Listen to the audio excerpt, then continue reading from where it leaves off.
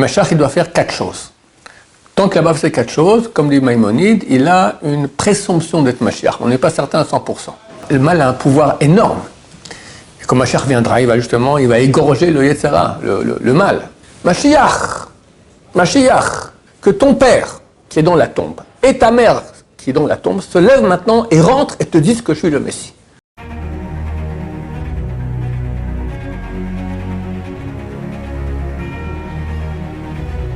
La question de M. Picciotto, oui. Quels sont les signes distinctifs du Mashiach? Quels sont les signes distinctifs du Mashiach que nous attendons, Bezrat Hashem, pour bientôt? D'abord, il doit être un grand Torah. Il doit connaître toute la Torah. Quelqu'un qui vient et qui dit « c'est moi le Mashiach », comme une fois quelqu'un est venu voir le Rav Steinman, lui dit « je suis Eliyahu Hanavi » ou « je suis Mashiach », un des deux. Ah, il est fantastique. C'est marqué, je crois, 267 fois dans le Talmud, « Teko ». Teko, le sens littéral, c'est égalité. On pose une question et puis on ne sait pas trancher. Mais on dit aussi, Teko, ce sont les initiales de Tishbi. Tishbi, Yetaretz, Kushiyot, Vesheelot. Tishbi, c'est Eliyahu Hanavi. Eliyahu Hanavi venait d'un village qui s'appelait Teshev Kanere, donc Tishbi, le Tishbi. Donc, Yetaretz, il solutionnera les questions et les objections. Donc là, je me dis, fantastique. Alors vas-y, il commence il le connaît par cœur. Premier Teko, alors, c'est quoi la réponse? Le type, il ne sait rien du tout. Il ne sait même pas de quoi on parle. D'accord? Allez, dégage, terminé. Donc il doit connaître toute la Torah. Ensuite, il doit être un grand sadique. Ensuite, il doit avoir souffert jusqu'à ce moment-là. C'est écrit dans Yeshayahu que le Mashiach, il souffre de nos péchés. Et d'ailleurs, les chrétiens ont utilisé ça pour leur idole. Maintenant, c'est clair, il doit être très humble. C'est écrit aussi qu'il est extrêmement humble. Et c'est tout à fait insuffisant pour être Mashiach. Le Mashiach, il doit faire 4 choses. Tant qu'il n'a pas fait ces 4 choses, comme dit Maïmonide, il a une présomption d'être Mashiach. On n'est pas certain à 100%. On sera certain que lorsqu'il va faire, et ces 4 choses-là, ce n'est pas forcément dans l'ordre que je dis, on ne connaît pas l'ordre chronologique. Il doit gagner les guerres de Gog ou Magog. Vraisemblablement, nous partons vers une guerre mondiale. Quelqu'un m'a envoyé à la télévision américaine. Donc ils ont invité un homme politique américain, et le journaliste lui dit alors vers quoi on va? Alors il lui répond, on va vers Armageddon. Moi qui ne suis pas un homme très cultivé, ni même culturé, alors je suis allé regarder, c'est quoi Armageddon? D'accord, alors c'est un terme en anglais, je crois. C'est la guerre de fin de temps. La guerre des fins des temps. Donc clairement, l'homme politique américain dit on va vers ça. Or, on sait que l'Amérique a amené ses bateaux, ses porte-avions, 10 000 soldats en Arabie Saoudite, etc. Et ils vont attaquer l'Iran vraisemblablement. Et l'Iran, il a comme ami la Chine et la Russie. Alors la Chine a amené aussi 6 navires en mer Méditerranée. La France a amené aussi un bateau pour ne pas rester nul, pour ne pas montrer qu'ils sont nuls, pardon. D'accord. Et ce matin, on va dire encore, l'Australie, elle amène aussi des bateaux. Bon, ça va être le grand méli-mélo. Ici, en Israël, en tout cas proche d'Israël. Pourquoi je raconte tout ça? Donc on va rentrer dans ce qui s'appelle les guerres de Gog ou Magog, et à la fin, il y a l'union de tous les peuples contre nous. Comment ça se fait que tous les peuples qui ont l'air d'être avec nous sont vraiment peut-être pour notre coup se mettre contre? J'ignore. J'ai pensé qu'il suffit que Mashiach dise « coucou, c'est moi ». D'accord, et qu'on voit et qu'il aura des pouvoirs. C'est un peu comme Moshe Rabbeinu.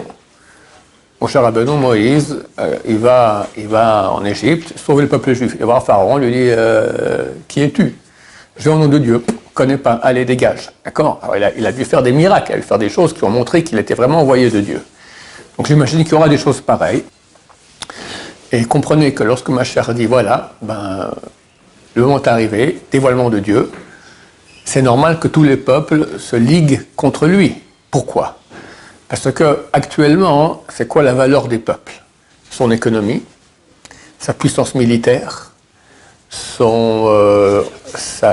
culture qui est mondiale, d'accord, on peut dire la culture chinoise, elle n'est pas trop développée dans le monde, la culture occidentale, elle a même conquis la culture chinoise, d'accord.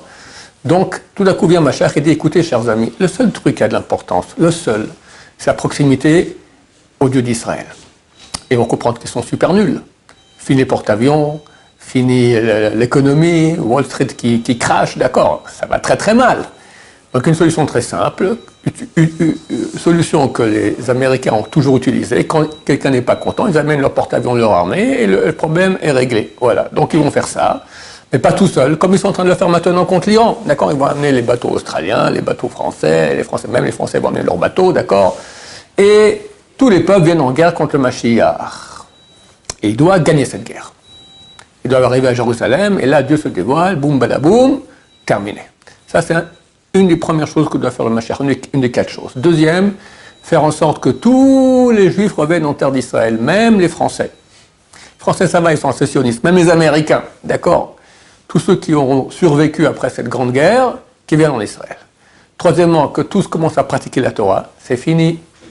Plus de mini-jupes, fini, plus de Chilul Shabbat, fini. Tout le monde a pratiqué la Torah, tout le monde reconnaîtra l'amour de Dieu, ils auront une envie extraordinaire de servir Dieu. Et enfin, ça se peut que ce que je dis sera dans l'ordre, ça semble logique, l'ordre chronologique que je dis, mais c'est pas forcé. Et enfin, construction du temple de Jérusalem. Voilà. Quand il a fait ces 4 choses, on est certain que c'est lui. Mais vraisemblablement, comme quand Moshe Rabbeinu arrive en Égypte et dit aux Juifs, je viens vous sortir d'Égypte, ils l'ont cru. Ils n'ont pas dit non. Il a fallu quand même 10 plaies, plus encore la traversée de la mer Rouge, les Égyptiens qui sont engloutis, là que tout le monde était certain. Donc il y aura un développement des choses. Je ne sais pas combien de temps ça va durer. Je pense que ça sera, en tout cas pour nous, ça sera extrêmement... Je pense que tout va aller très très vite. D'accord, c'est fini. Les guerres de 100 ans, les guerres comme ça, on espère aussi que cette guerre-là va aller vite parce qu'on n'a pas la patience. Un rabbin, il a dit que Mashiach viendra au mois de Nissan, vers Pessah. Ah, lui, non, on a encore 6 mois à tirer. Impossible. Je vous dirais, ça fait bien 40 ans qu'on attend. D'accord. Quand j'étais fiancé, j'ai écrit à ma fiancée qui est à Genève, rappliquez-vous, parce que Pessah Mashiach, il arrive. Ils sont tous rappliqués, l'arrière-grand-mère, tout ça. Bon, vous voyez que c'est pas nouveau qu'on attend le Mashiach. Et moi, je suis encore jeune, il y en a qui attendent depuis bien plus longtemps. Un jour, on aura raison. D'accord. Comme je dis, on a lu Noach cette semaine. D'accord. Noé. 120 ans, il a construit l'arche de Noé. On lui demande, qu'est-ce que tu fais? Il va amener un déluge. Ah ouais? Tout le monde se moquait de lui. Bon, alors, on attendait que le déluge vienne cette année. La première année, rien. 2 ans, 3 ans, 10 ans! Rien du tout. 120 ans! Chaque année aux nouvelles. Nouvelle année, 1er janvier, ou je ne sais pas à quelle date ils avaient, d'accord? Et dans les nouvelles, on voit, et toujours Noé en train de construire son arche. Et grand éclat de rire de toute la population. Mais un jour, il a eu raison, le pauvre Noah, d'accord? Et là, il faut être aveugle pour ne pas comprendre qu'on se rapproche. Si l'homme politique américain, il dit Armageddon, d'accord, qui dit on part vers la guerre finale de la fin des temps, alors qu'est-ce qu'on doit dire nous? Que tous nos écrits montrent cela. Voilà, donc c'est comme ça qu'on reconnaîtra Mashiach, et certainement, il faudra surtout que les grands de la Torah reconnaissent et disent c'est lui. Parce que vous et moi, on ne sait pas reconnaître qui est grand en Torah et qui peut raconter n'importe quoi. Les grands de Torah, oui. Comment ça se fait que dans l'histoire, il y a eu de faux messieurs? Comment ça se fait qu'il y a eu tellement de faux messies durant l'histoire? D'abord, il faut comprendre que le peuple Israël attend Mashiach.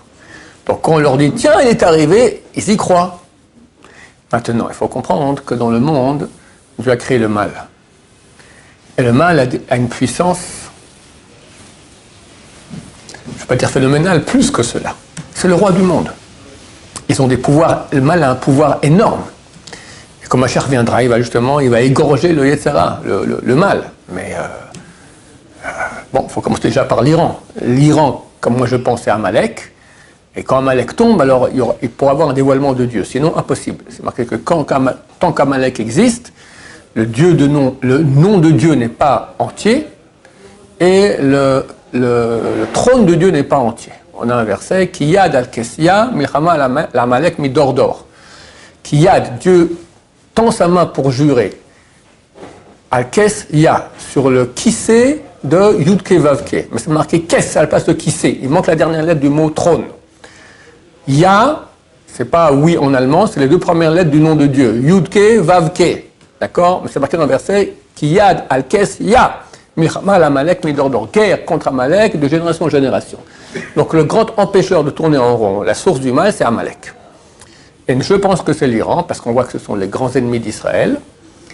Et quand il tombe, alors un dévoilement de la vérité très très grand. Alors j'ai commencé à dire que le mal, alors là le mal sera égorgé, éradiqué, ok? Mais jusqu'à là, il a un pouvoir énorme. Et pas qu'un pouvoir politique et militaire, médiatique aussi, comme ils l'ont. Aujourd'hui les médias sont dans les mains du mal, d'accord? Ils disent ceux qui veulent comme ils veulent, les gens gobent.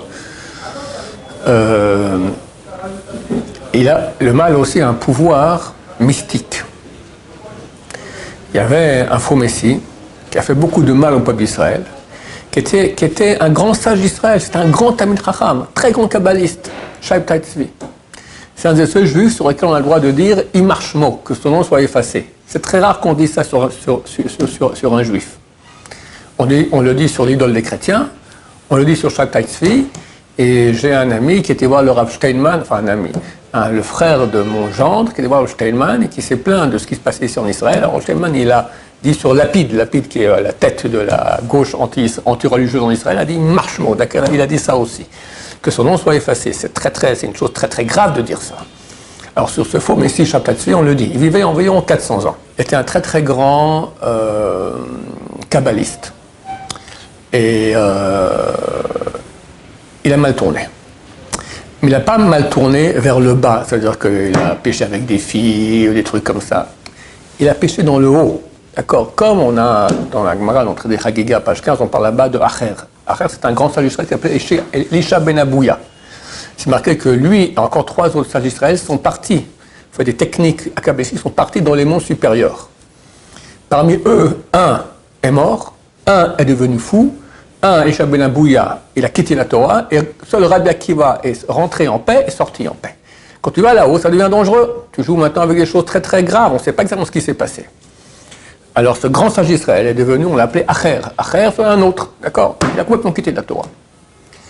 Alors, mais il n'a pas quitté la Torah parce qu'il avait envie de faire des péchés. C'était dans les notions très très mystiques et hautes. Idem ce Shabtai Tzvi, qui est un très grand kabbaliste. Et il s'est proclamé Messie. Mais il faut que les autres le comprennent. Alors attendez. Alors il y a un qui a aussi un très grand Talmid Chacham aussi à l'époque, qui s'appelait Rabbi Nathan. Et Shabtai Tzvi était à Gaza, pas à Gaza actuelle. À l'époque, Gaza c'était une ville normale, il y avait beaucoup de juifs, une communauté juive très florissante. Pendant une nuit entière, Rabbi Nathan et Shabtai Tzvi discutent des deux, se disputent qui Mashiach. Chacun, non c'est moi, non c'est moi, non c'est moi, non c'est moi. À la fin, Rabbi Nathan a accepté de reconnaître que c'était Shabtai Tzvi. Il est devenu son prophète. Et là devant lui, tout ça, le chauffard, voilà, c'est lui, tatati, tatata, tatata. On était quelques années après l'expulsion d'Espagne. Le peuple juif souffrait terriblement. Mashiach. Et c'était un grand sage. Et il faisait des miracles. C'est ça la grandeur, le danger qu'il y avait. Certains grands rabbins se sont opposés à lui. Il y a un rabbin à Amsterdam, le rabbin Fasportache, s'est opposé. Il a dit c'est un imposteur. Shabtai Tzvi est parti à Amsterdam. Et le Rav Fasportache a appris que Shabbat, il voulait venir Shabtai Tzvi dans la synagogue du Rav Fasportache. Il a fermé les portes. Il est venu, Shabtai Tzvi, il a défoncé les portes, chose interdite à Shabbat. Il est rentré avec sa communauté comme ça, dans la synagogue du Rav Fasportache, il lui a dit, si c'est moi le Messie, que ton père, qui est dans la tombe, et ta mère, qui est dans la tombe, se lèvent maintenant et rentrent et te disent que je suis le Messie. La porte s'ouvre, on voit un vieux pépé rentrer, une vieille mémé rentrer, les parents du Rav Fasportache lui disent, c'est le Messie. Ah, pas mal, hein? Le Rav Fasportache, il n'a pas perdu la direction des choses. Il dit, c'est marqué qu'il faut honorer son père et sa mère quand ils sont vivants, pas quand ils sont morts. Il a pris un bâton sur son père, sur sa mère. Les deux sont transformés en chiens et sont partis en courant. Alors c'est quoi? Ce sont des pouvoirs, des forces du mal, qui sont très grands. Donc, que fait le pauvre peuple d'Israël? Quand quelqu'un vient et dit le Messie, etc., très souvent, ça fait des gros malheurs. Il y en a, le Rambam écrit une histoire terrible. Le Rambam écrit qu'à l'époque de son père, Rabbi Maimon, ils habitaient à Cordoue, en Espagne. Il y avait dans une grande ville en France qui s'appelle Lyon. Je vous laisse deviner où ça se trouve, d'accord? Une communauté de 10 000 juifs, c'est énorme pour l'époque. 10 000 juifs! Je ne sais pas si aujourd'hui il y a à Lyon 10 000 juifs, d'accord? À l'époque, il y avait. Et quelqu'un s'est fait prendre pour le Messie. Et qu'est-ce qu'il faisait comme truc? Il jouait à Tarzan. Il sautait d'un arbre à l'autre comme ça, comme Tarzan, d'accord, avec les lianes. Hop, il passait comme ça d'un arbre à l'autre. Ok, puis elle dit à tout le monde, on part en Israël. Ils sont tous descendus, la communauté sont partis, ils sont allés à Marseille, ils ont loué des bateaux, ils sont partis pour aller en terre d'Israël. Et le chef de la flotte des bateaux, il a détourné les bateaux pour la Tunisie, il a vendu tout le monde en esclavage. 10 000 juifs qui avaient la foi en Dieu, qui ont quitté tout pour aller en Israël recevoir le Mashiach, vendus en esclavage. Donc, très souvent, la foi en quelqu'un comme quoi il est le Messie ou il va amener le Messie, ça fait des grands malheurs. Aujourd'hui, le peuple d'Israël est très froid quand quelqu'un parle d'être le Messie. On se méfie beaucoup à cause de tout ce qui se passait déjà. Il faut dire que de toute façon aujourd'hui, tous les signes montrent qu'on est proche du Messie, chose qu'il n'y avait pas à l'époque. Comme beaucoup de gens m'ont dit, mais à la Shoah aussi, tout le monde attendait le Messie. C'était aussi une guerre mondiale, oui, mais il n'y avait pas de rapport. Aujourd'hui, la majorité, en tout cas la moitié du peuple d'Israël, surtout en terre d'Israël. La terre d'Israël qui était désertique a donné ses fruits, c'est le signe le plus grand d'après la Gemara, traité Sanhedrin, page 98.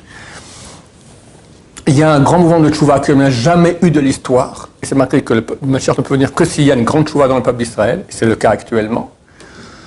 Parce que l'État d'Israël qui a été créé, c'est un État laïque qui a voulu rendre le peuple d'Israël goy, laïque complètement. Et le fait qu'il y ait une tchouva aussi grande dans le peuple d'Israël, c'est un miracle extraordinaire. Et maintenant, le monde arabe militaire, d'accord, les pays arabes militaires, où toute leur puissance est tombée, ils n'ont plus. Aujourd'hui, les seuls ennemis que nous avons, ça vient de l'Iran. Ils utilisent les Arabes, comme Gaza et comme Hezbollah au Liban. Mais ce ne sont pas les Iraniens, c'est eux qui payent, c'est eux la source, d'accord. Ce n'est pas des Arabes. Ils parlent, je ne sais pas ce qu'ils parlent, s'ils parlent l'arabe ou le perse. Ils ont la religion islamique, mais ils ne sont pas arabes. Ils ne sont même pas Noach, il avait 3 fils. Shem, Ham, Yefet. Nous, on descend de Shem. Les Arabes aussi. Ishmaël descend d'Abraham, de Shem. Les Iraniens, ils descendent de Yefet. C'est comme les Européens. D'ailleurs, Hitler leur a dit, on provient de la même racine, aryenne. C'est pour ça qu'ils ont changé leur nom de Perse à Iran, avant la Seconde Guerre mondiale. Donc, c'est écrit qu'avant que Mashiach vienne, déjà, toute la puissance militaire du monde arabe va tomber. C'est le cas. Il y avait l'Égypte, on a fait la paix, terminé. Il y a la Syrie, ils ont une guerre civile terrible, 350 000 morts, fini, il n'y a plus de puissance syrienne. Il y avait l'Irak, l'Amérique est venue, plus d'Irak, terminé. Il n'y a plus aujourd'hui une superpuissance contre nous, militaire. Il y a des centaines de millions, non pas des centaines, des millions d'Arabes en France, au Maroc, en Angleterre, d'accord, qui ne nous aiment pas, mais ce n'est pas une puissance militaire, pas encore du moins, d'accord.